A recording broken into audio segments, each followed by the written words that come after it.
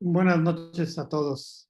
Me presento, les quiero dar la más cordial bienvenida. Soy su servidor Javier Morales, director de ventas de USANA México, y les quiero agradecer su presencia en esta serie de conferencias de programa para médicos, nutriólogos, profesionales de la salud, el cual estamos llevando a cabo desde el año pasado con mucho éxito y enfocados a traerles pláticas de valor a todos ustedes, los profesionales de la salud. En esta ocasión tenemos un tema muy interesante que nos hará favor la doctora Karen Mentado de compartir con todos ustedes. El título en esta ocasión es Tracto gastrointestinal y microbioma más allá de la digestión. Me permitiré leer las credenciales de la doctora Karen Mentado para proseguir a que ella platique con todos nosotros.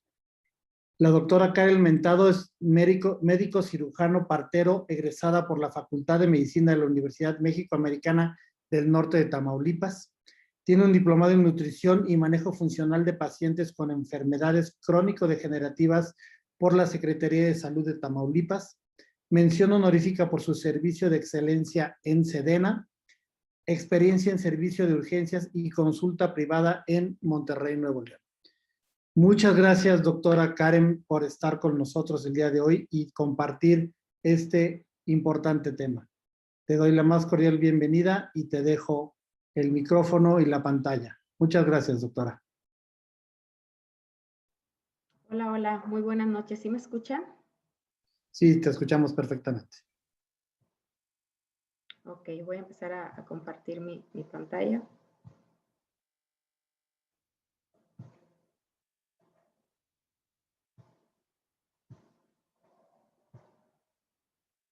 ¿Sí me pueden confirmar si se ve bien? ¿Sí se ve, doctora? Ok.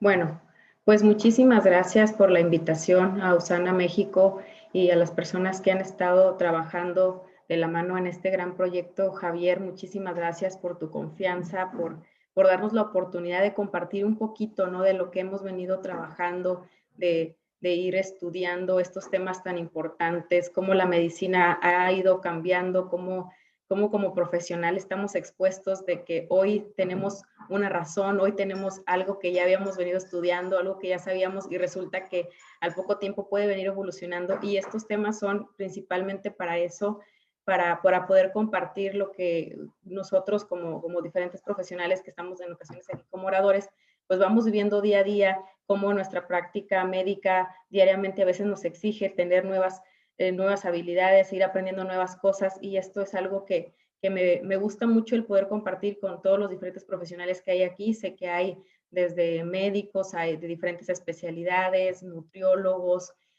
no sé si hay también odontólogos, y bueno, esta es la finalidad, es que todos podamos entender un poquito cómo estos cambios vienen tomando parte tan importante en la evolución de la medicina y qué cosas pueden servirnos a nosotros hoy día a día para poderlas llevar a nuestra práctica médica, qué cosas podemos utilizar, qué cosas podemos a lo mejor valorar y a lo mejor ya las conocíamos, simplemente pues revelar algunas otras cosas, ¿no?, que podamos ir descubriendo en este tipo de información que vamos a compartir.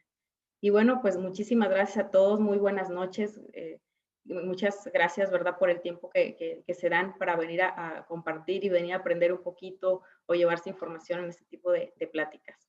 Bueno, pues ya para comenzar, yo voy a hablar un tema que es el tracto gastrointestinal y microbioma más allá de la digestión. Creo que en las últimas fechas la medicina ha vivido una evolución. Yo creo que la viene viviendo desde hace muchos años, desde la primera vez que se descubrió el poder aplicar la medicina, a lo mejor con algún tipo de hierbas, con toda esta evolución que ha vivido. Y hoy, pues con la pandemia recientemente, pues hubo otro cambio completamente, ¿no?, en el enfoque de cómo vemos la medicina, cómo nos puede cambiar completamente, cosas que llegan, patologías como lo que vivimos con el COVID, que nos encontrábamos ante un campo de batalla que nunca habíamos estado, o sea, que no habíamos estado en esa situación. A lo mejor los médicos que estábamos viviendo ese proceso, pues nunca nos había tocado vivir una pandemia, ¿no?, y nunca habíamos tocado el estar ante una enfermedad que decíamos, bueno, conocemos algunos síntomas, conocemos algunas cosas, pero definitivamente no teníamos las bases como tal para poder dar un abordaje. Y esto ha sido parte de todos los días, ¿no? Es algo que vivimos constantemente. Afortunadamente, los avances en las tecnologías, el avance de la investigación, es algo que nos ha permitido a nosotros como que ir descubriendo nuevas cosas, ir estudiando nuevas cosas, y en el aspecto del microbioma, pues igual es algo que ha venido evolucionando, que ha tomado una importancia muy relevante. Hoy mucha gente escribe al respecto y es una información que a nosotros nos ayuda muchísimo como para ir a abordar a aquellas personas que en muchas ocasiones decimos, oye, es que ya le hice de todo, ya lo multitraté, ya lo vieron muchos especialistas y resulta que a veces no encuentro el por qué o cómo poder abordar a ese paciente. Ahí es cuando empiezan a salir todos estos procesos de las investigaciones. Y bueno, un pequeño chiste aquí que pongo, y es que la verdad, la medicina ha evolucionado tanto. Hoy estamos en un proceso hasta de dar consulta vía Zoom. Era algo que nunca nos imaginábamos que iba a pasar. Claro que yo creo que como buenos profesionales, la verdad, no descartamos el hecho de decir, bueno, no todo lo puedo abordar por medio de Zoom, pero esa tecnología ha avanzado muchísimo y gracias a ese avance, por ejemplo, en el aspecto de la evolución científica, la verdad que estábamos acostumbrados a pensar en el ser humano como una entidad independiente que se autorregula y es capaz de nutrirse y reproducirse. No obstante, la verdad es que somos una especie mucho más compleja. Podríamos decir que somos un superorganismo, ya que no solo contamos, ¿no?, con nuestras propias cualidades y capacidades, sino que coexistimos de manera simbiótica con muchas más especies, muchos miles de microorganismos llamados microbioma, que nos ha permitido este avance científico el poder irlos identificando, ¿no? El conocimiento y la exploración en lo que evolucionó en la secuenciación del ADN nos ha permitido a nosotros ir estudiando más a fondo todo este aspecto del microbioma, todo lo que involucra el metagenómico. Es un estudio que revela cómo se comportan, que vamos viendo cómo podemos valorar, ¿no? O sea, desde la cantidad, desde en qué parte se encuentran, cómo funciona, la correlación que tiene con las alimentaciones, y todo esto nos permite este avance científico. Hoy, pues la salud y la enfermedad y el microbioma, como les decía, son temas muy, muy relevantes.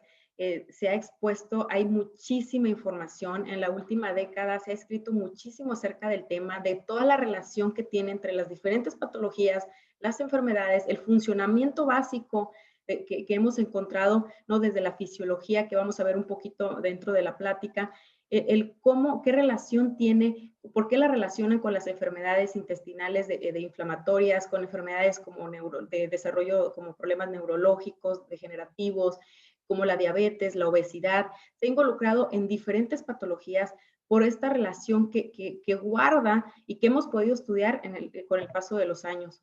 ¿Qué relación tiene el sistema digestivo y el microbioma? No solamente para la digestión, ¿no? Dice que es razonable proponer que la composición de las bacterias del sistema digestivo y sus actividades están envueltas en la mayoría, si no es que en todos los procesos biológicos que constituyen la salud y la enfermedad de los seres humanos. ¿Y por qué? ¿Por qué viene esto a relación? ¿Por qué nos atrevemos, no? ¿O por qué se atreven los científicos a poder arrojar este tipo de información? ¿Por qué lo relacionan con todos los procesos biológicos? Hablando en el aspecto de tracto gastrointestinal, para poder ir como desmenuzando todo esto, pues lo que conocemos nosotros o lo que hemos venido conociendo, que es un sistema fundamental para relación que mantiene con el funcionamiento tanto correcto como de los demás sistemas y del organismo. ¿Por qué? Porque esta relación que mantiene entre la nutrición, el poder absorber los nutrientes y llevarlos a donde tienen que llegar para cada uno de sus funcionamientos, lo hace algo muy importante, ¿no? Es el nodo central e integral del inicio y al abordaje de la gran mayoría de las enfermedades crónico-degenerativas.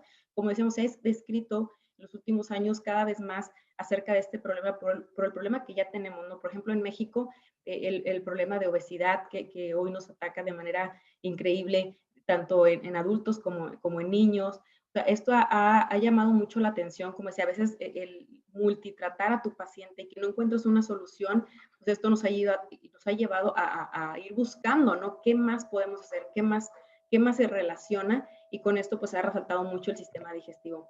En los procesos digestivos, como decía, para recordar un poquito esos procesos digestivos donde se involucra la ingestión, la digestión, la absorción y la egestión, cómo se ven involucrados en el proceso digestivo y cómo vamos correlacionándolo con algunas otras patologías.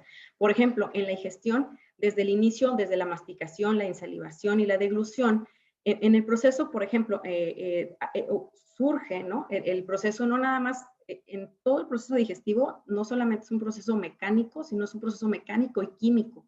Por ejemplo, en la salivación es el inicio del proceso químico y preparación del bolo alimenticio, con la relación que guardan las enzimas para poder ir degradando ciertamente los alimentos o las partículas para poder llevar su propio proceso y pues, se termine un proceso digestivo. Entonces, por ejemplo, en el aspecto de la ingestión, hoy se ha hablado en diferentes áreas, por ejemplo, en la odontología, el uso de los probióticos orales, el cómo tiene que ver el que nosotros tengamos el equilibrio bacteriano de nuestra flora dentro del microbioma en nuestra boca, cómo interfiere en todo esto, ¿no? Desde personas que tienen un problema de colitis, cómo se relacionan el hecho desde una mala masticación, una mala higiene, no solamente ya en el proceso de problemas directamente dentales, ¿no? Odontológicos, sino cómo desde ahí todo va regulándose, todo va, es el inicio del proceso de una buena digestión y por consecuente si tenemos un equilibrio, yo creo que la medicina es eso, ¿no? Siempre lo he escrito así, es un perfecto equilibrio. Si hay algo que se produce de más o se produce de menos, empieza a haber ahora sí que un cambio no favorable. En el aspecto, como decíamos, del aspecto químico, cómo funciona la relación del funcionamiento, por ejemplo, de la saliva, cómo interfiere, por ejemplo, el microbioma, que es la primera barrera de protección al momento que nosotros empezamos a digerir nuestros alimentos ante problemas virales, ante problemas bacterianos, ante fúngicos, o sea, esa relación que guarda de esa microbioma, cómo funciona como un mecanismo de defensa desde el momento de la entrada de los alimentos.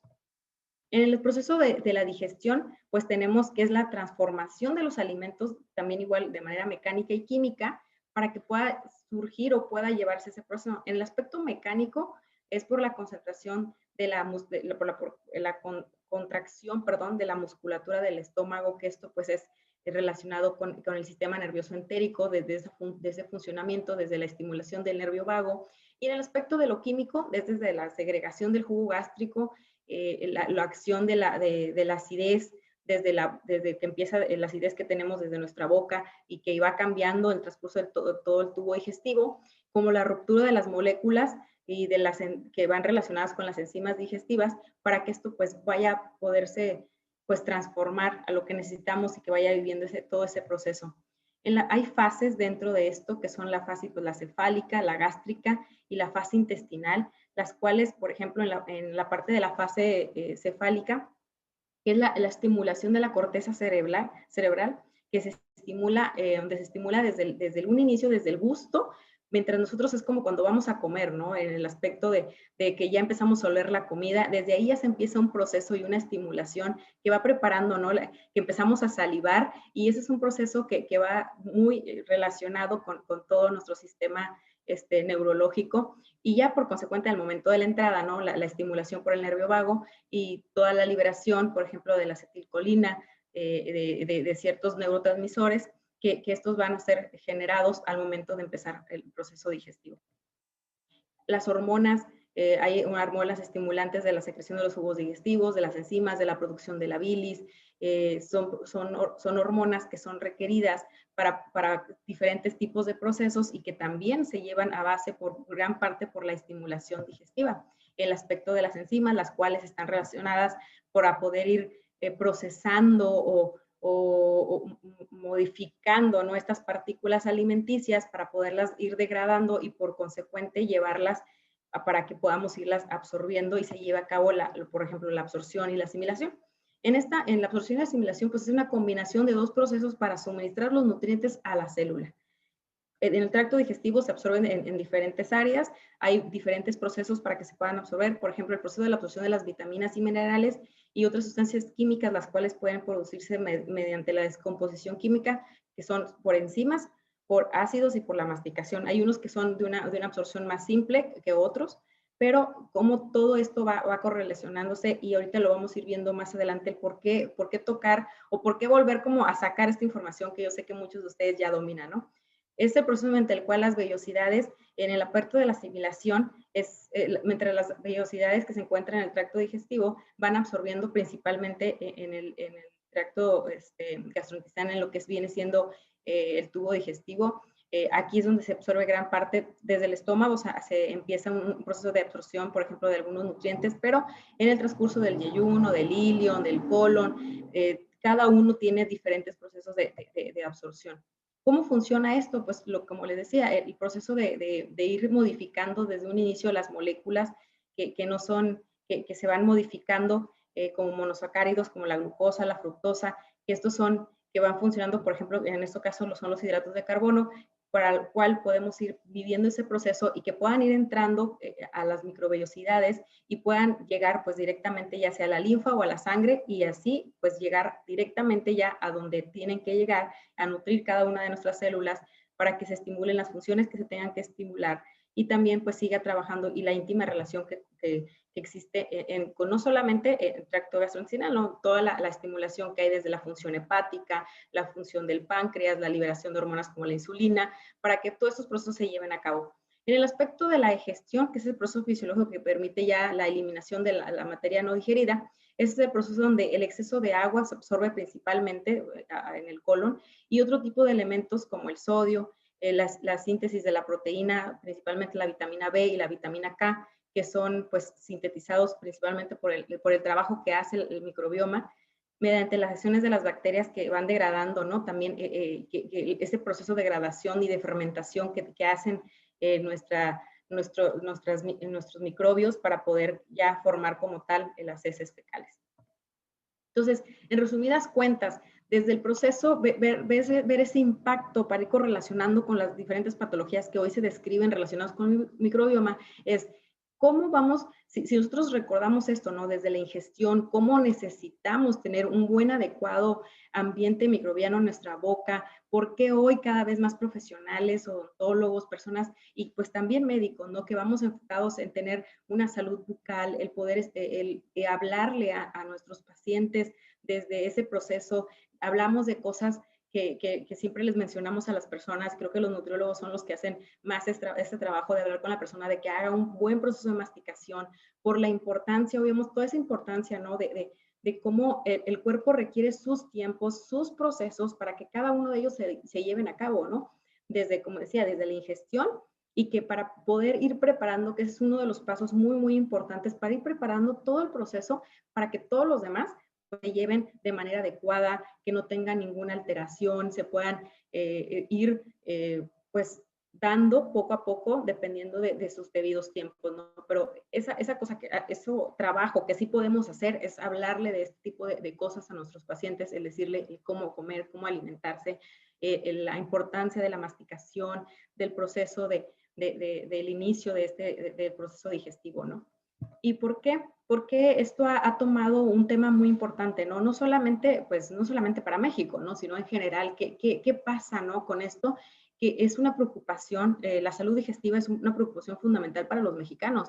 ¿Cuántas personas hoy no viven con un síntoma digestivo? O sea, que tienen problemas de acidez, de reflujo, de dificultad para deglutir, que están con problemas de eructo, de llenura, distensión abdominal, estreñimiento, diarrea. Hay gente que no lo ve como algo anormal, o sea, en un inicio decíamos, nosotros sabemos que pues, la enfermedad no es algo que se detona hoy, sino es el acúmulo de diferentes cosas que muchas veces pudieron haber sido abordados desde mucho antes, ¿no? Aquella persona que dice, tengo acidez y abusa del consumo de medicamentos como el omeprazol, ya pareciera que es algo de la canasta básica, ¿no? Ya cuántas personas no tienen, siento acidez y me tomo mi omeprazol y no acuden con un profesional de la salud. O muchas veces ya, a veces en muchas ocasiones, ¿no? De que van con un médico y le da un tratamiento para ese momento porque tú estás estudiando todo el proceso y no termina con que después ya le sirvió una vez para eso y lo va a seguir utilizando. Entonces, estos problemas han sido algo que ha despertado el interés en general para todos nosotros.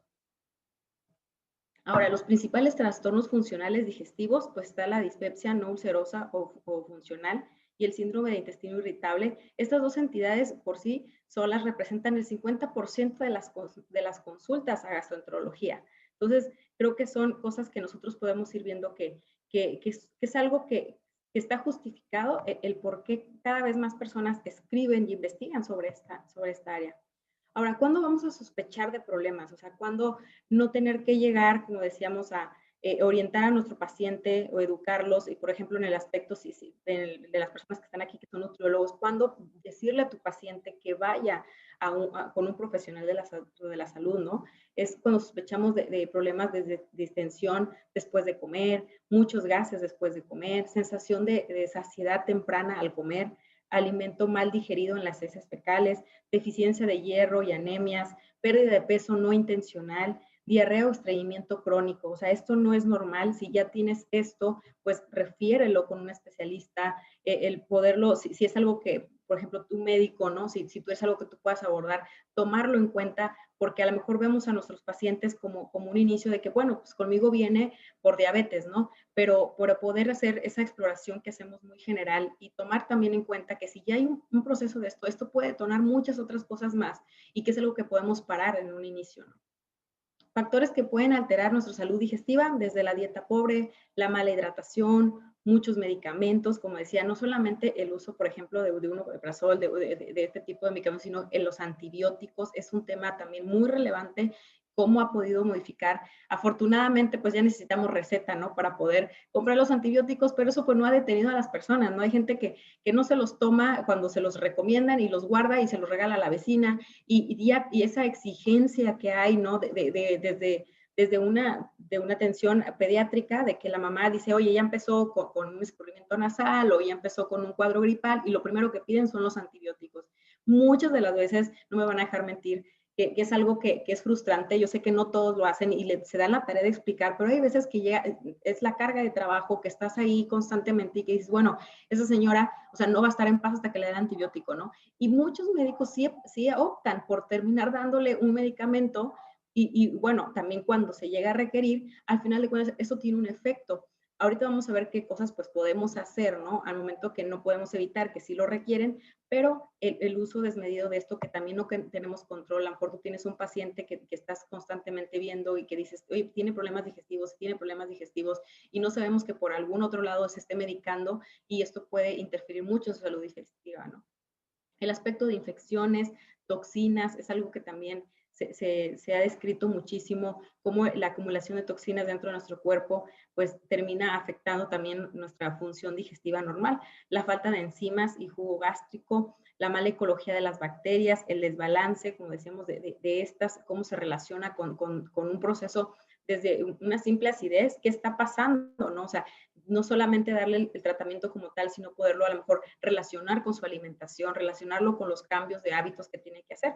La permeabilidad intestinal, que también va muy relacionado con estas anteriores, desde la dieta, la hidratación, los medicamentos, terminan afectando la permeabilidad intestinal y por consecuencia, si tenemos una mala permeabilidad intestinal, pues termina repercutiendo en, como les decía, en casi la mayoría de los procesos de los que veníamos hablando en un inicio. Ahora, la pérdida del balance neuroendocrino y autonómico también se ven muy involucrados. ¿Qué pasa? Hay cosas, por ejemplo, en el aspecto de las toxinas, que a lo mejor nuestro mismo estilo de vida, pues es algo que no podemos modificar, ¿no? A lo mejor, por ejemplo, si hay personas que laboran en un lugar donde están constantemente, en lugares donde están teniendo ese contacto con diferentes toxinas, por ejemplo, las radiaciones, eso pues a lo mejor no lo podemos controlar, pero por ejemplo lo que sí podemos controlar o podemos orientar a nuestros pacientes es en el aspecto del uso de toxinas que son pues tomadas conscientemente, ¿no? Como el cigarro, el alcohol, por ejemplo hoy los alimentos, que cada vez se escucha más el poder utilizar, por ejemplo, comida orgánica, por el cuidado de todo este proceso que sufren los alimentos con los fertilizantes, en el aspecto de las proteínas animales, pues todas los antibióticos, las hormonas que usan para el crecimiento, termina repercutiendo en un estilo de vida y por consecuente que va de la mano con la salud digestiva. Como decíamos también, cómo esto, la parte del microbioma es una parte muy, muy importante en la salud digestiva. Para ya irnos adentrando más en lo que es el aspecto del microbioma, pues el microbioma consiste en una colección de microorganismos que viven en conjunto, que interactúan entre sí en un entorno contiguo. Eso es lo que relaciona, o esto es lo que viene siendo el microbioma. Y como decíamos, si vamos viendo desde un inicio que hablamos desde la masticación, desde los procesos para liberación de enzimas, de hormonas, de la relación que guarda, ¿no? En la fisiología normal, cómo cada vez con el descubrimiento científico vamos viendo cómo poder valorar esto, ¿no? Cómo poder estudiar el microbioma, cómo lo podemos ir relacionando no solamente en el intestinal, sino el microbioma vaginal, el tracto respiratorio o la oral, de la piel, de la saliva, la placenta, la uterina, todo esto, cómo tiene relación con diferentes patologías y cómo se va estudiando este proceso para poder llevar a que al momento de hacer estos estudios, ¿no? Poder valorar el que ciertas personas con ciertas patologías tienen deficiencia de o está relacionado con uso de muchos antibióticos. Y, por ejemplo, en el aspecto de la microbioma intestinal, ¿en qué se ha estudiado más? Principalmente en aspectos de obesidad y enfermedades metabólicas, el cáncer de colon, enfermedades inflamatorias intestinales, es donde más se ha relacionado. Pero esto no quiere decir que es el único aspecto que ha tenido importancia, sino son de las principales que más ha tenido dentro de su valoración. Ahora, en la historia como tal del microbioma, pues desde 1683 que se describió por primera vez que se veían unos animéculos, ¿no? En las heces fecales que se observaban bajo el microscopio que fue fabricado por él mismo, por Anton Pan. Desde ahí pues empieza como este proceso, ¿no? O sea, la tecnología es como el pilar que nos ha permitido a nosotros poder valorar todo esto, ¿no? Desde que se descubre el microscopio empezamos a ver qué más existía con nosotros, ¿no? En 1861 Luis Pasteur él también describe, es quien describe las bacterias intestinales anaerobias en 1861, o sea, sí pasó bastantito tiempo para que empezara todavía a seguir esta evolución. En el 2001 se cambia, se le acuña el término a Joshua, el término de microbioma, pero hasta el 2014 es que se cambia como tal, se quita ya el nombre de flora intestinal, que son como datos generales, ¿no? que podemos ir mencionando. Ahora, en el 2017 ya se celebró el 5º Congreso Internacional de la Sociedad del Microbioma, ¿sabes? Algo que está tomando muchísimo importancia en general, creo que hoy no solamente para el ambiente médico, ¿no? O sea, ya no solamente nosotros estamos enterados y actualizándonos, oye, ¿y qué viene, no? ¿Qué viene del microbioma? Cómo se correlaciona con diferentes patologías, como hablamos, la obesidad y todo, sino que esto es algo, está siendo de interés en general para muchas personas, diferentes personas que no son del ámbito de medicina, están escribiendo acerca de esto, del impacto que tiene, porque hoy tenemos gente que el medio del internet, todas estas tecnologías nos permiten a nosotros o a gente que no está enterada de estarse involucrando, ¿no? Y están leyendo y están cada vez más personas, por ejemplo, ahora que pasa todo esto de la pandemia, la gente tiene más necesidad de querer saber más, de querer descubrir qué cosas pueden hacer. Cada vez más personas se suman al hecho de decir, ya no quiero un tratamiento farmacológico o no quiero estarme tomando 20 pastillas diarias, ¿qué más puedo hacer? Y eso pues obviamente a nosotros como profesionales nos mueve también el hecho de decir, oye, es que vienen y me preguntan, oye, ¿qué probióticos tengo que utilizar? ¿Cómo cuido mi salud digestiva? Porque es un interés ya general para la gente y eso pues nos estimula a nosotros a querer cada vez también seguirnos actualizando y investigando para poder dar un servicio de calidad como cada uno de nosotros buscamos hacerlo. Ahora, los humanos tenemos aproximadamente 26,000 diferentes tipos de genes dentro de nuestro cuerpo y las bacterias del microbioma tienen aproximadamente 100,000 genes. O sea, realmente si podemos valorar es por 10 más que las células del cuerpo humano. O sea, realmente se han descrito, entre el proceso de investigación, decíamos que teníamos una relación de 10:1 en el aspecto de células, tanto de microbios con las células, pero esto ha seguido avanzando. En este proceso de hacer esta plática también veía que ya hay nuevos estudios que dicen, no, realmente no somos 10:1, somos 3:1, y que, bueno, al final de cuentas son procesos que se siguen estudiando, que se han valorado. Donde más encontré es que somos una relación 10:1 de microbios comparado con las células, pero en sí, o sea, la finalidad es que tenemos que se está descubriendo todo este poder que tiene el microbioma y cómo podemos correlacionarlo. Ahora, ¿qué debemos de saber o qué cosas también es como parte básica de lo que tenemos que conocer del microbioma? Es cómo se forma, ¿no? Y qué procesos vive a lo largo del proceso de toda nuestra vida. Por ejemplo, desde el nacimiento, se dice que de los primeros 1000 días de vida, desde la concepción hasta los 2 años, es cuando se va formando principalmente el microbioma. O sea, ya del año y medio a los 2 años es que tenemos ya el microbioma más definido relacionado a cómo lo tiene un adulto. En este proceso, pues se ven qué aspectos se ven involucrados. Se ha descrito mucho sobre acerca del embarazo, de la vía prenatal, ¿no? Si nace por parto, si nace por cesárea.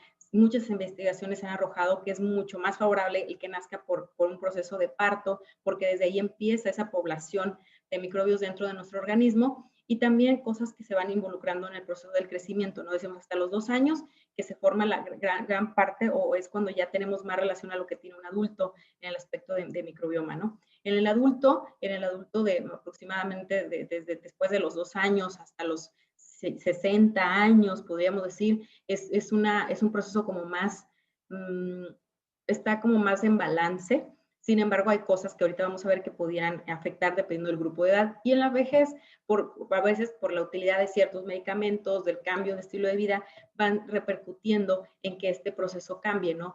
Como decíamos, factores que importan o que van a modelar el microbioma intestinal, como decíamos, desde el nacimiento, la nutrición, obviamente también el darle, el amamantar a los bebés es algo de lo que siempre yo creo que todos los profesionales promovemos, ¿no? Que la mamá favorezca el uso de usar la lactancia materna con sus bebés y no usar la fórmula. Se ha visto ese proceso de que cómo la relación que tiene y ciertas enfermedades en aquellos niños que no son amamantados, que nacen por cesárea, que muchas veces son prematuros, cómo influye esto, ¿no? O a lo mejor el uso de medicamentos desde la temprana edad también va modificando todo el aspecto del microbioma intestinal. Por ejemplo, en la edad adulta, pues ya es más el aspecto también de la alimentación, el modo de estilo de vida, los usos seguimos con el uso de medicamentos, y en la vejez, la deficiencia de funciones fisiológicas, pues también ya se ven involucradas, ¿no?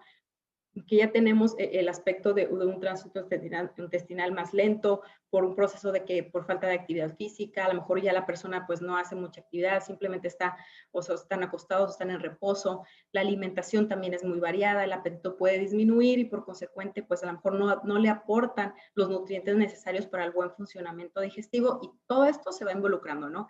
Cambia la acidez, cambia la permeabilidad intestinal, cambia el ambiente necesario que requieren nuestras bacterias para poder coexistir de manera favorable, ¿no? Y el modo y el entorno en general, y como dijimos nuevamente, el uso de diferentes medicamentos también en la vejez. Ahora, ¿qué cantidades o cómo se disminuye, cómo se va pues relacionando qué cantidades tenemos dependiendo del tubo digestivo? Decíamos, no solamente tenemos el tubo digestivo, sino tenemos desde la piel, diferentes mucosas, pero donde más tenemos la carga de mayor cantidad de bacterias y estos microorganismos son dentro del colon. Ahora, es la gran cantidad que se ha contabilizado, que la gran carga de gran mayoría está ahí. Estos son los diferentes estilos que están, desde el estómago, del duodeno, los que se encuentran ya en el colon, y que cómo estos son la gran mayoría de los que han encontrado están a este nivel. Ahora, ¿qué funciones tenemos en el aspecto de funciones del microbioma? ¿Con qué la relacionan desde el aspecto digestivo o qué se ha descrito? Ahora, ayudan al cuerpo a digerir ciertos alimentos como el estómago, el intestino delgado que no han podido digerir. Ayuda a la producción de algunas vitaminas, como decíamos, la síntesis de la vitamina B12, principalmente la vitamina K. Nos ayudan a combatir las agresiones de otros microorganismos, manteniendo la integridad de la mucosa intestinal. Juegan un papel importante en el sistema inmunológico, realizando un efecto de barrera. Una microbioma intestinal saludable y equilibrada es la clave para garantizar un funcionamiento digestivo adecuado.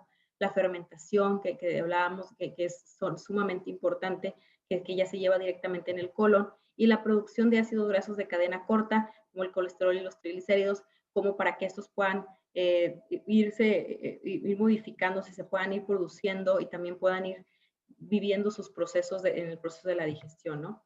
Ahora, ¿con qué cosas se lo han relacionado? ¿Dónde está enfocado principalmente, ¿no? Las áreas de investigación clínica básica, que hay muchísimas, como les decía, el desarrollo, ¿qué es lo que estudian? El desarrollo del huésped, especialmente en el aspecto de la capacidad inmune, son de las cosas que más se valoran. Los trastornos alérgicos, incluyendo como el asma, es algo que también se ha investigado muchísimo. Trastornos cardiovasculares, trastornos funcionales del intestino como tal, problemas de obesidad y nutrición, comportamiento neurológico y enfermedad, cuestiones centrales, señalización y proceso inmune, procesamientos metabólicos, como decíamos, el sobrepeso, obesidad y diabetes, la pequeña señalización molecular entre células y órganos, son de los donde hay más investigación o es donde se ha enfocado principalmente la investigación relacionada con problemas del microbioma. Por ejemplo, al mismo tiempo hay un número de cada vez mayor de estudios clínicos que se han demostrado que una microbioma intestinal alterada en niños con trastornos del espectro autista, como TDA, en combinación con metabolitos bacterianos y alterados y citoquinas inflamatorias que forman parte del eje cerebro-intestino. O sea, cada vez se describe más. Yo creo que a lo mejor muchos de ustedes ya han estado involucrados con ese tipo de temas porque es algo que está arrojando muchísimo la investigación. La investigación también sugiere que las alteraciones del microbioma pueden involucrarse en la etiología del trastorno de desarrollos neurológicos. Un trastorno intestinal que se ha relacionado también con la enfermedad de Crohn, lo que es en ocasiones que se reporta muchísimo en los niños autistas, es una enfermedad gastrointestinal extremadamente dolorosa que se denomina enterocolitis autista. Esta situación se supone que es el inicio que inicia con disbiosis o desequilibrio microbiano. Esto podría a su vez perpetuar la coordinación del eje microbioma intestino-cerebro, que es importante en la salud mental humana. Hasta hay un dicho, ¿no? Dice, arregla el intestino y vas a arreglar el cerebro. O sea, cada vez más nos arrojan este tipo de investigaciones, el cómo podemos relacionar, por ejemplo, se han hecho estudios relacionados en el cual, cómo interfiere, ¿no? Por ejemplo, en el aspecto del autismo, se han estudiado, por ejemplo, en el conteo de las diferentes bacterias, aquellos niños, ¿no? Que tienen una deficiencia de ciertas sustancias, de ciertas bacterias en el tracto digestivo y cómo esto va a estimular desde la producción, por ejemplo, los neurotransmisores secretados por las neuronas entéricas desde ese proceso, cómo va relacionado, ¿no? Desde los transmisores, el que tengamos una deficiencia de ciertas bacterias afecta desde los neurotransmisores, de las hormonas, de las citoquinas, de los procesos inflamatorios, de un proceso inflamatorio que va sufriendo el sistema digestivo, que se va proyectando ahí y que esto termina alterando todas las demás funciones, ¿no? También la microbioma puede producir y estimular la producción, como decía, de los neurotransmisores, y esto es una parte muy importante porque es la modulación del crecimiento, se ve relacionado con la modulación del crecimiento de las bacterias. Es de los principales ejercicios o investigaciones que han salido a la luz y cómo eso se relaciona. Ahora, otro artículo también, el microbioma intestinal puede producir o estimular la producción de neurotransmisores y de productos neuroactivos como la serotonina, el GABA y la dopamina. Esos compuestos, al ser producidos por el sistema nervioso, pueden a su vez modular el crecimiento de las bacterias. Es decir, las alteraciones de la composición del microbioma podrían contribuir a la depresión. Al mismo tiempo, los estados depresivos podrían inducir la modificación de especies específicas del microbioma intestinal y eventualmente contribuir a que la depresión pues, pueda hacerse cada vez más grave, ¿no? Entonces, esta relación, ¿cómo correlacionamos, ¿no? Si nosotros valoramos cómo se producen esos neurotransmisores, cómo es requerida la permeabilidad intestinal, cómo esto tiene interacción si nos vamos al aspecto, como veíamos ahorita, del aspecto fisiológico, qué relación guarda y ver qué importante es este eje intestino-cerebro. Y gracias a que hemos encontrado esta correlación de cómo trabajamos, o sea, si nosotros encontramos las cosas básicas de la función intestinal y podemos ver qué relación empieza a tener el microbioma con todo esto y la permeabilidad intestinal y la producción de neurotransmisores, pues es por eso que hemos podido, que se ha podido, ¿no? ir cada vez más investigando acerca del tema. Ahora, con las enfermedades alérgicas también, no nada más en el aspecto neurológico, no, sino que también las enfermedades alérgicas en aumento. Por ejemplo, se han hecho estudios que los probióticos tienen el potencial de impactar positivamente a enfermedades como la dermatitis atópica, el asma, la rinitis alérgica. Se ha demostrado que ciertos lactobacilos disminuyen la gravedad y retrasan la aparición de la dermatitis atópica. Además, los lactobacilos son beneficiosos en el tratamiento de la colitis alérgica y el enterocolitis necrosante. O sea, hay muchísima información que se ha venido estudiando de estas relaciones entre las investigaciones o lo que arroja la investigación, por ejemplo, en el aspecto del eje nutrición, microbioma intestinal y la fisiología de las enfermedades alérgicas, cómo el proceso desde el mecanismo de defensa, desde la estimulación para la producción de del proceso del aspecto de las citoquinas, cómo esto tiene interacción con todo este funcionamiento. Y si vamos desde los experimentos o los estudios que se han hecho, perdón, en lo que es el uso de la dieta, a darle a ciertos pacientes que tienen ese tipo de problemas, es la forma en que se ha podido estudiar más, ¿no? El empezarle a dar un cambio de alimentación, al momento de eso cambia un proceso del microbioma y esto produce un mejor funcionamiento desde del aspectos fisiológicos básicos. Entonces, entre las cosas que más se han estudiado, como sea, por ejemplo, el uso de los probióticos y de la fibra, de cómo esto puede interactuar o puede favorecer desde los procesos inflamatorios de nuestro cuerpo, desde los procesos de mecanismos de defensa desde un inicio, ¿no? Aproximadamente el 60% del total del sistema inmune y más del 80% de las inmunoglobulinas están localizadas dentro de la mucosa del sistema gastrointestinal. Entonces, el ver esto, o sea, en el aspecto de mecanismo de defensa de nuestro cuerpo, si el 60% se encuentra ahí y si tenemos un desbalance en la funcionalidad, pues esto termina repercutiendo obviamente en la producción y la forma en que va a trabajar nuestro sistema inmunológico. En el aspecto también, se ha investigado mucho de la riqueza de la microbioma intestinal como probable factor para las enfermedades metabólicas, que es otro de los aspectos que se ha trabajado muchísimo, como la asimilación de ciertos nutrientes, la relación que existe en los ácidos grasos con la forma del metabolismo. Esto ha cambiado completamente, ¿no?, la forma también de ver este aspecto. En el 2016, Jeffrey Gordon y su grupo de investigadores encuentran la relación significativa entre la composición del microbioma y la obesidad humana. Tuvo un gran impacto, obviamente, este estudio. Por ejemplo, se hizo un estudio controlado a un grupo de 200 personas con problemas de obesidad y problemas de resistencia a la insulina, y se administraban, lo que se utilizó es administrar probióticos. Se les administraban 10 billones de unidades diarias durante 3 meses, y le pidieron que no cambiaran sus hábitos, o sea, que no cambiaran ni el aspecto del ejercicio ni la alimentación. Solamente lo que se agregó fue el uso de estos 10 billones diarios de probióticos, y al final estuvo comparando las personas que estuvieron tomando un placebo y a los que les estuvieron dando probióticos. El resultado fue que las personas que tomaron el tratamiento como tal mejoraron. De los cambios más notorios fue a la mejora de la resistencia de la insulina, bajaron los niveles del colesterol, los niveles de acumulación de grasa corporal empezaron a cambiar. Entonces, estas son de las principales investigaciones que se han podido hacer.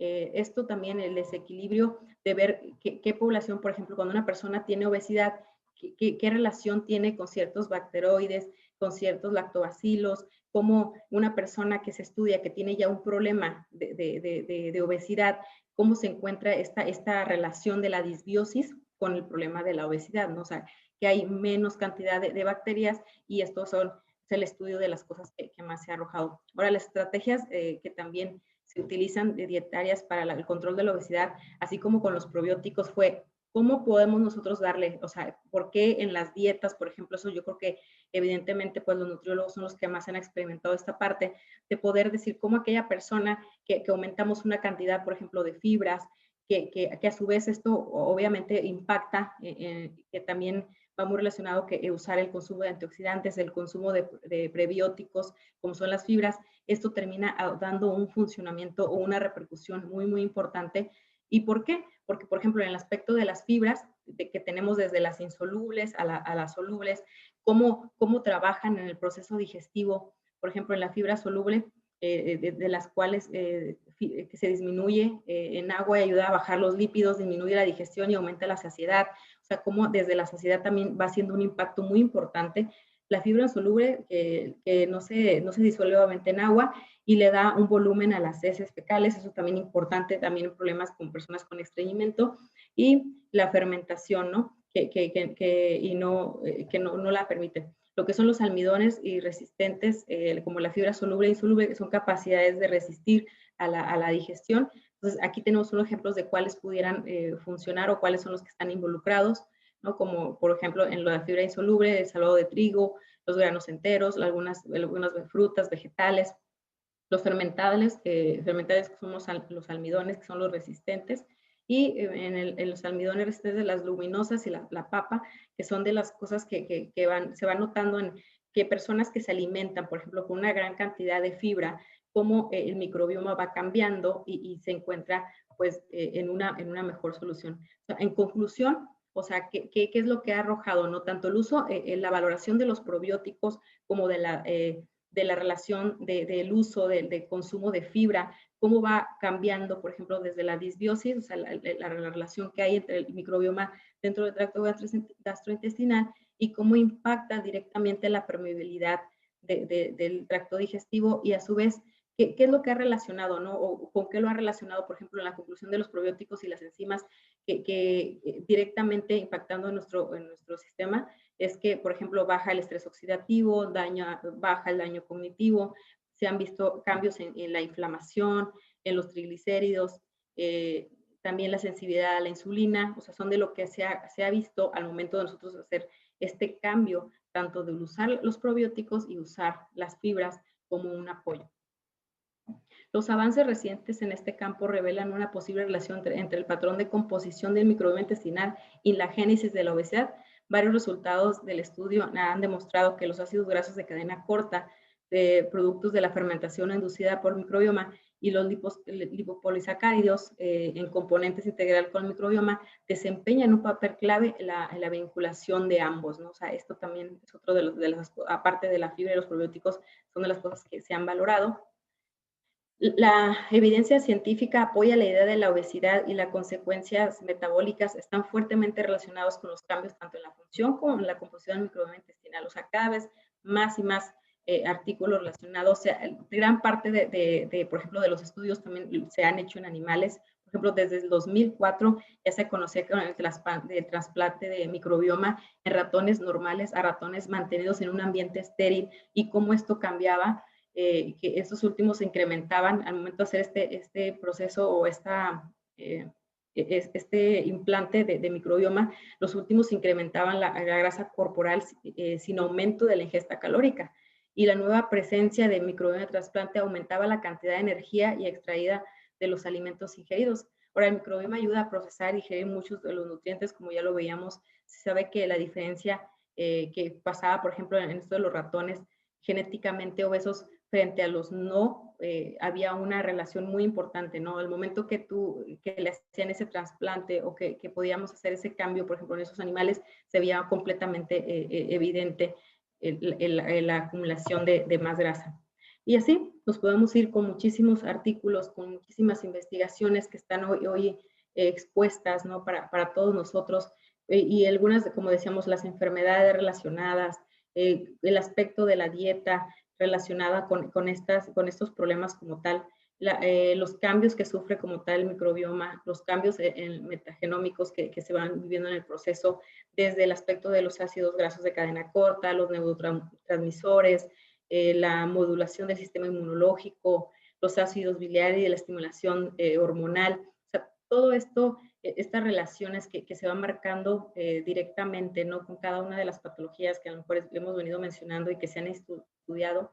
Y yo creo que de lo que nosotros debemos de recalcar o de tener como más presente con ese tipo de informaciones, si esto ya se estudió, se ha comprobado y que se han experimentado de esta manera, ¿no? Con los cambios alimenticios, que en el uso de probióticos, el impacto que puede llegar a generar, pues es algo que nos voltea a ver desde qué es lo que debemos hacer a lo mejor desde un inicio, ¿no? Desde un recién nacido, como ya lo hablábamos, que es donde el proceso donde se forma principalmente desde un inicio el microbioma en los niños, de poder obviamente estar recomendando todo lo que es la alimentación de nuestros niños, en el aspecto que hay otras cosas que obviamente se ven involucradas, como la genética, la edad. O sea, se ha visto cambios que una persona, por ejemplo, latina, una persona que vive en Asia, hay una diferencia también en el aspecto de los diferentes microbios que colonizan nuestro tracto gastrointestinal.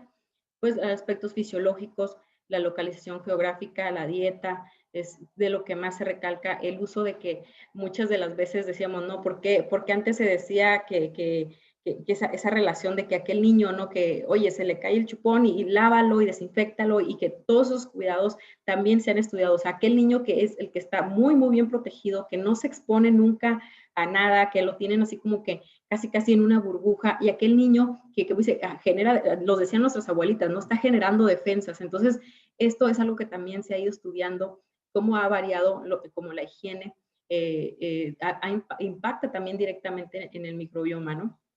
Y como decíamos, en el aspecto en el proceso desde nuestra niñez hasta hacia la edad adulta, las cosas que interfieren y nunca dejar pues a un lado lo que nosotros sí podemos hacer, lo que nosotros sí podemos influir, como en el aspecto de la dieta, es algo que nosotros sí podemos recomendar, podemos tener como control de pérdida, de orientar a la persona, porque sí, definitivamente el que tomará la acción será la persona, pero esta relación que tiene, por ejemplo, la dieta tiene influencia más poderosa en las comunidades microbianas del intestino de humanos saludables.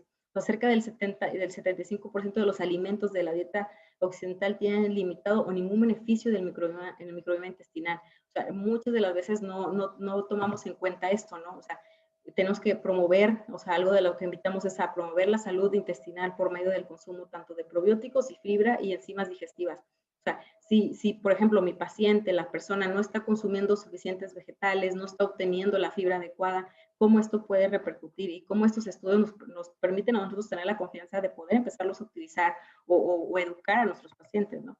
En el aspecto de los probióticos, son microorganismos no patógenos que al ser ingeridos ejercen una influencia positiva en la fisiología y en la salud de la persona, ¿no?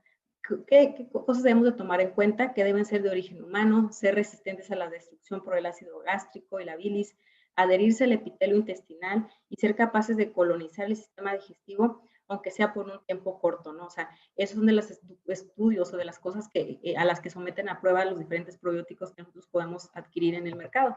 Ahora, la poder combinar, ¿no? El uso de probióticos y el uso de prebióticos, eso es una cosa también muy importante. ¿Por qué?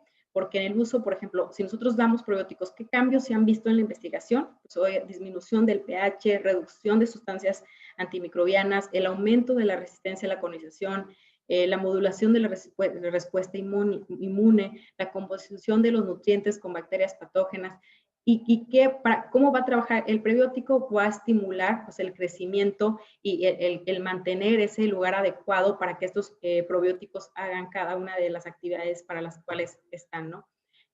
Aquí hay un ejemplo, ¿no? Que como, por ejemplo, al momento de nosotros utilizar un tratamiento farmacológico, al momento que usamos antibióticos, cómo se ha estudiado el cambio que sufre el tracto gastrointestinal en las diferentes áreas del microbioma y cómo nosotros el poder utilizar, por ejemplo, si ya vamos a darle un antibiótico, vamos a darle un cambio que nosotros sabemos que va a afectar a la funcional, al aspecto del microbioma, al ambiente y que estos pues van a disminuir, lo que podemos hacer es utilizar los probióticos posterior a un tratamiento que termine su tratamiento de antibióticos y el poder utilizar un probiótico para poder mejorar y que siga funcionando como tenga que seguir funcionando y que se lleve cada una de las tareas que se tiene que llevar, ¿no?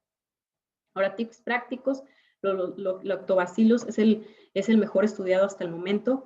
Las combinaciones parecen funcionar de manera mejor, o sea, el combinar diferentes microorganismos.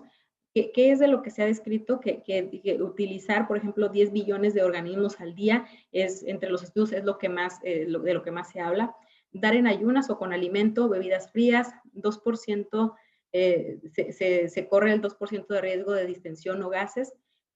Por ejemplo, los lactobacilos y biofidobacterias utilizados en el embarazo y en niños no generan ningún problema o ningún riesgo. Se pueden necesitar meses de terapia para ver los efectos. Muchas de las personas, y eso yo creo que nos pasa en todo, muchos de los tratamientos que podemos dar, pues no va a ser un cambio de la noche a la mañana, sino que va a ser un proceso y en el uso por ejemplo, los probióticos, el cambio se ve con el paso del transcurso del tiempo. Si tenemos algo, a lo mejor queremos tratar a una persona que tiene problemas de colitis y eso, pues a lo mejor no dárselo solamente unos cuantos días, ¿no? El estarlo utilizando para ver si esto puede darle un mejor rendimiento y que lo puedan usar si esa persona no tiene, por ejemplo, estos hábitos buenos de los que venimos hablando desde el consumo de la fibra y todo, el que los pueda estar usando de manera indefinida podría ser una de las cosas que nosotros pudiéramos estar recomendando con nuestros pacientes. Ahora, la ingesta de fibra dietética, la recomendación diaria es de 25 a 35 gramos diarios. Aproximadamente se ha valorado que la ingesta promedio actual va desde 8 a 15 gramos al día. O sea, realmente estamos muy bajos a veces en nuestro consumo. Ahora, es algo que Por ejemplo, a mí me ha tocado ver muchísimo con mis pacientes con enfermedades crónico-degenerativas el apoyo de yo utilizar a lo mejor un extra de fibra, de usar el uso de no solamente la alimentación, porque muchas de las veces nosotros le queremos recomendar, pues come todos los vegetales, ¿no? Pero a veces por el ingreso económico que pueden tener, a lo mejor no les alcanza. Si nosotros valoráramos cuál es la canasta básica de la alimentación de un mexicano, pues definitivamente está muy por debajo de lo que una persona puede comprar. O sea, si nosotros le digo, sí, pues come más vegetales, pero pues no le alcanza para eso, ¿qué opciones tenemos nosotros para poderles dar o recomendar para que pueda cubrir también esta parte, ¿no? También en el aspecto de cómo funciona, ¿no? Que el tránsito intestinal incrementa el volumen de heces y de la desintoxicación, retiene agua, forma geles para una mejor también proceso de eliminación del alimento. Se une sustancias como minerales y organismos, estimulan el crecimiento bacteriano y la actividad antiinflamatoria. Son como recordando de sus procesos de cómo funciona o qué impacto tiene la fibra dietética, ¿no? Ahora, ¿se puede modificar la inflamación en el intestino? Hay cosas que no precisamente tienen que ser fármacos. Se ha comprobado que hay fitonutrientes derivados, por ejemplo, de plantas, que no son esenciales, pero sí pueden darnos un apoyo en este proceso inflamatorio intestinal. Por ejemplo, como cuáles que se han visto especialmente con impacto en el colon, la cúrcuma, el resveratrol, la queratina, extractos del té verde, o sea, que van relacionados con el proceso inflamatorio, que por ejemplo, hay mucha gente que ya, como decíamos, ya no queremos a esa persona que sabes que ya no quiero tantos fármacos, quiero otra opción, quiero ver qué más cosas, pues esto sí se han investigado de cómo esto tiene un impacto favorable en el aspecto de los procesos inflamatorios. Ahora, también hay que estimular la eliminación de toxinas. ¿Cómo podemos hacer esto, no? O sea, en el aspecto de cómo funciona que nuestro hígado, que es el encargado principalmente de la función de desintoxicación de nuestro cuerpo, no es el único, pero es una parte muy importante el uso de ciertos nutrientes, micronutrientes, que ayudan en este proceso de desintoxicación, pues es muy importante también, pues ayudarlo, ¿no? Si estábamos hablando de la función digestiva y la relación que tiene el hígado con cada uno de los procesos, el proceso de enzimático, para que esto se lleven a cabo, el cómo estimular por diferentes fitonutrientes el apoyo a que estos procesos se lleven a cabo para la eliminación de las diferentes toxinas. Ahora, ¿cómo mejorar en sí, en resumidas cuentas, mejorar la salud digestiva? Una que fue de la que más recalcamos, yo creo, mejorar la dieta, desde tener una densidad de nutrientes, ácidos grasos esenciales, fibra, fitonutrientes, como los que íbamos mencionando hace un momento, remover infecciones, alimentos tóxicos y toxinas, pues si nosotros tenemos en nuestra mano poderle comentar a la persona, ¿no? De que a lo mejor no tiene control de toda la exposición a la que se lleva, pero sí en el aspecto como del tabaco, el alcohol, pues podérselo recomendar, ¿no? El soporte también de la digestión, en el aspecto de las enzimas, soportar a la flora normal como con los prebióticos y probióticos, soportar la reparación y regeneración en las cuales se ven involucradas la glutamina, la proteína de suero de leche, los micronutrientes, la cúrcuma, la vitamina D, los ácidos grasos omega 3 y modular la inmunidad con nutrientes, antioxidantes y diferentes hierbas, restaurar el balance autonómico, que eso siempre va a ser uno de los pilares que nosotros tenemos en todas las patologías, en general en el funcionamiento, que es el balance de la vida, desde la alimentación, la actividad física. Si hablamos de la relación que tiene el microbioma con la obesidad, sí, claro que se encuentra una relación, pero nunca se va a ser sustituido el que la persona tenga una educación de cómo alimentarse y la actividad física que tiene que hacer para que tenga este balance de vida en general.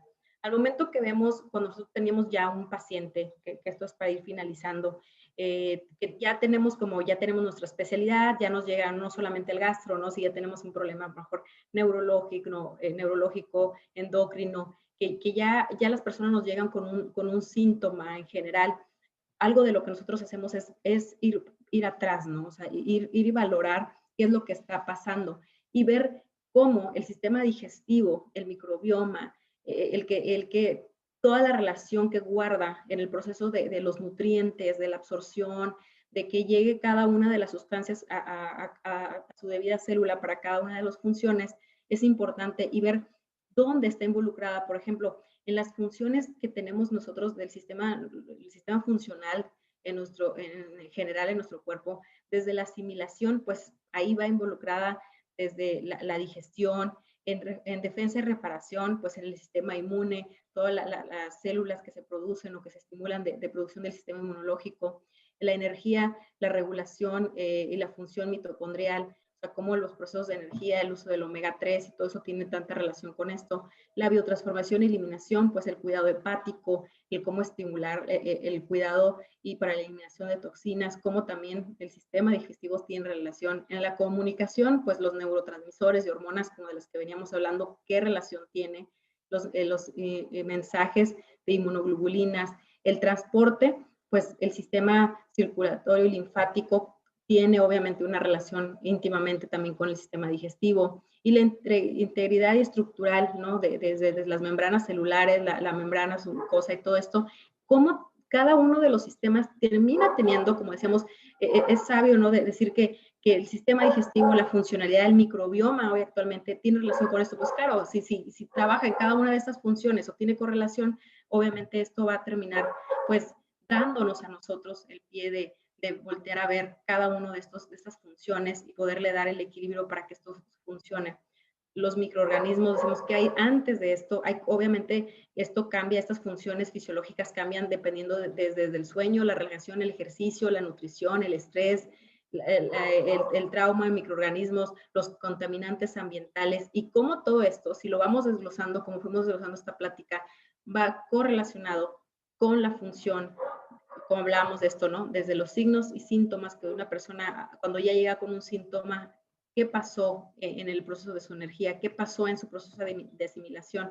Y esto, por consecuencia, nos lleva a nosotros a concluir la importancia que juega el sistema digestivo y todo el uso del microbioma con cada una de las interacciones que tiene desde el funcionamiento y cómo se ven alteradas con diferentes patologías y esas correlaciones que se mantienen.